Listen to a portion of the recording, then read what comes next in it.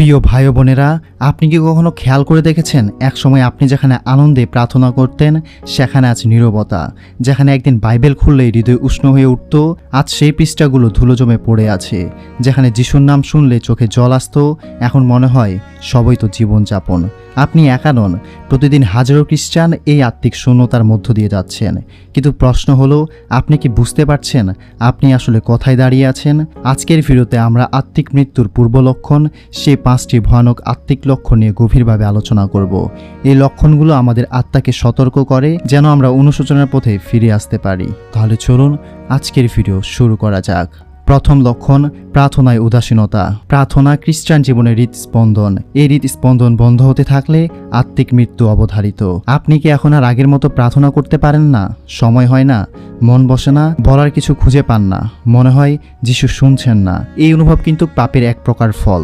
সেটা কখনো অহংকার, কখনো দুঃখ, কখনো ব্যস্ততা, অথবা এক ধরনের আত্মিক ক্লান্তি। বাইবেল কি বলে জানেন? প্রভুর সঙ্গে অবিরত প্রার্থনা করো। যে কক্ষে ঢুকে দরজা বন্ধ করে গোপনে প্রার্থনা করে তার প্রার্থনা প্রভু গোপনে শোনেন। যখন আমরা প্রার্থনা ছেড়ে দিই, আমরা নিজেরা ঈশ্বরের সঙ্গ হারাই, আমরা প্রভুর কাছ থেকে দূরে সরে যাই, আর শয়তান সুযোগ নেয়। সম্ভাব্য কারণসমূহগুলো হচ্ছে দীর্ঘদিন কোনো প্রার্থনার উত্তর না পাওয়া, মানসিক বিষণ্ণতা, ইচ্ছাকৃত পাপ, আত্মিক ক্লান্তি ও নির্জনতা।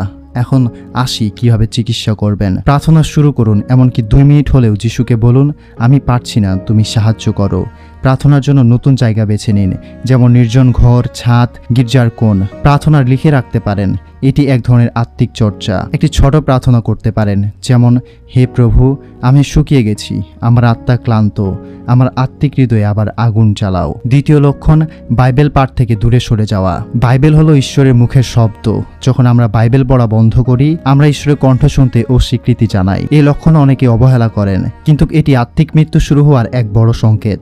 আজ পড়বো না, সময় নেই, সবই তো আগেই পড়া। এই কথাগুলো শয়তান আমাদের মনে প্রতিদিন বলে চলে। বাইবেল কি বলে জানেন? তোমার বাক্য আমার পদচিহ্নের দীপ্তি ও আমার পথের আলো।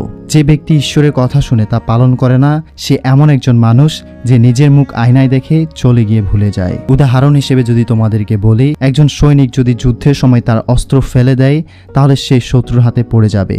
আমরা যখন বাইবেল পড়া ত্যাগ করি, তখন শয়তান আমাদের কণ্ঠে কথা বলতে শুরু করে। এখন আসি কিভাবে ফিরে আসবেন। প্রতিদিন কমপক্ষে 5 পদ পড়ে ভাবনা করুন। নতুন কোনো বাইবেল অনুবাদ বা স্টাডি গাইড ব্যবহার করুন। পরিবারের সঙ্গে একত্রে পাঠ করুন। আপনার সমস্যার ভিত্তিতে বাইবেল অনুসন্ধান করুন, যেমন ভয়, ক্লান্তি, বিষণ্ণতা। একটি ছোট্ট প্রার্থনা আপনি করতে পারেন, যেমন, হে যিশু, তোমার বাক্য ছাড়া আমি অন্ধকারে চলেছি, আমার চোখ খুলে দাও যাতে আমি সত্য ও আলো দেখতে পারি। তৃতীয় লক্ষণ, পাপকে স্বাভাবিক ভাবা। যখন আত্মা দুর্বল হয়, তখন পাপকে পাপ বলে মনে হয় না। তখন আমাদের মনে হয় সবাই তো করে, এটুকু করলে কি হবে, ঈশ্বর তো ক্ষমাশীল। এই চিন্তাগুলো চিরন্তন ধ্বংসের রাস্তা খুলে দেয়। বাইবেল কি বলে জানেন? যে ইচ্ছাকৃতভাবে পাপ করে তার জন্য আর কোনো বলিদান বাকি থাকে না, বরং ঈশ্বরের রসের ভয়ঙ্কর প্রতীক্ষা। আপনি কি অনুভব করছেন? পাপ করে আর অনুশোচনা হয় না?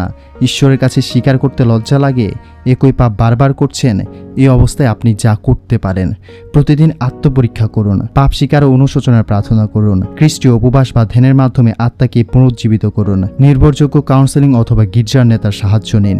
আপনি একটি ছোট প্রার্থনা করতে পারেন, যেমন, হে প্রভু, আমি স্বীকার করি আমি পাপের অভ্যাসে পরিণত হয়েছি, আমাকে ভেঙে দাও, সূচি করো, নতুন করে গঠন করো। চতুর্থ লক্ষণ, গির্জা ও খ্রিস্টীয় জীবনে আগ্রহ হারানো। আপনি আগে যেভাবে গির্জায় যেতেন, অংশ নিতেন, আনন্দ পেতেন, আজ তার কিছুই আর হয় না। এই লক্ষণটি আত্মিক বিচ্ছিন্নতার এক বিশাল সংকেত। বাইবেল কি বলে জানেন? আমরা যেন একসঙ্গে মিলিত হওয়াকে অবহেলা না করি, বরং একে অপরকে উৎসাহ দেই। কেন এমন হয় জানেন? আত্মিক ক্লান্তি, গির্জার নেতাদের প্রতি হতাশা, পারিবারিক বা ব্যক্তিগত সমস্যা, শয়তানের কণ্ঠ, তোর কোনো দরকার নেই ওখানে। কিন্তু গির্জা ঈশ্বরের দেহ, আপনি সেই দেহের অংশ। আপনি যদি বিচ্ছিন্ন থাকেন, আপনি শুকিয়ে যাবেন। এখন উপায়গুলো কি কি? আবার গির্জায় অংশগ্রহণ শুরু করুন, ছোট খ্রিস্টীয় গোষ্ঠীতে যুক্ত হন, নিজের জন্য প্রার্থনার সহচর খুঁজুন, ঈশ্বরের রাজ্যের কাজে অংশ নিন। একটি ছোট প্রার্থনা আপনি করতে পারেন, যেমন, হে যিশু, আমি তোমার পরিবারের অংশ হতে চাই, আমাকে ফিরিয়ে নাও, গির্জার মধ্যে আবার আগ্রহ দাও। পঞ্চম লক্ষণ, হৃদয়ে শান্তি না থাকা। এই চূড়ান্ত লক্ষণটি হলো হৃদয়ে গভীর অশান্তি। বাইরের কিছুই ঠিক নেই মনে হয়, ঘুম আসে না, সবকিছুতে বিষণ্ণতা, শূন্যতা, কান্না, বিষাদ। কারণ যিশু নেই হৃদয়ের সিংহাসনে। যদি যিশু না থাকেন তাহলে শান্তি থাকবে না। তিনি বলেছিলেন, আমার শান্তি তোমাদের দিচ্ছি, যেমন পৃথিবী দেয় না।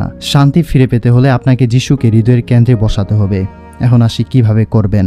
নিজের সমস্ত ব্যর্থতা নিয়ে যিশুর কাছে আসুন, হৃদয়ের সমস্ত কথা বলুন, নির্জনে কিছু সময় প্রতিদিন কাটান এবং আপনি একটি প্রার্থনা করতে পারেন, যেমন, হে যিশু, আমি কাঁদছি, আমার হৃদয় ভেঙে যাচ্ছে, আমাকে শান্তি দাও, সেই শান্তি যা কেবল তুমিই দিতে পারো। প্রিয় ভাই বোনেরা, আজ যদি এই 5টি লক্ষণের যে কোনো একটি আপনি নিজের মধ্যে খুঁজে পান, তাহলে ঈশ্বর আজই আপনাকে ডাকছেন। তিনি দরজায় দাঁড়িয়ে কড়া নাড়ছেন। তিনি আপনাকে ভালোবাসেন, এখনো আশা ছাড়েননি। তুমি যদি নিজের পথ থেকে ফিরে এসে আমাকে খোঁজো, আমি তোমাকে ফিরিয়ে নেব। চলুন তাহলে ফিরে আসার জন্য একটি প্রার্থনা করি আমরা সবাই মিলে। হে প্রভু যিশু, আমি আজ ভেঙে পড়েছি, ক্লান্ত, দিশেহারা, আত্মিকভাবে শূন্য।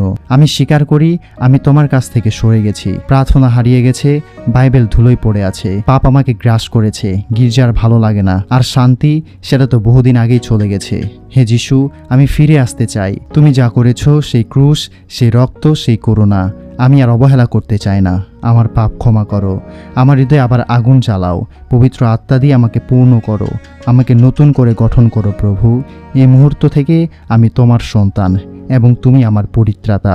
আমার জীবনের প্রতিটি অংশে তুমি রাজত্ব করো। যিশুর নামে প্রার্থনা করলাম, আমেন।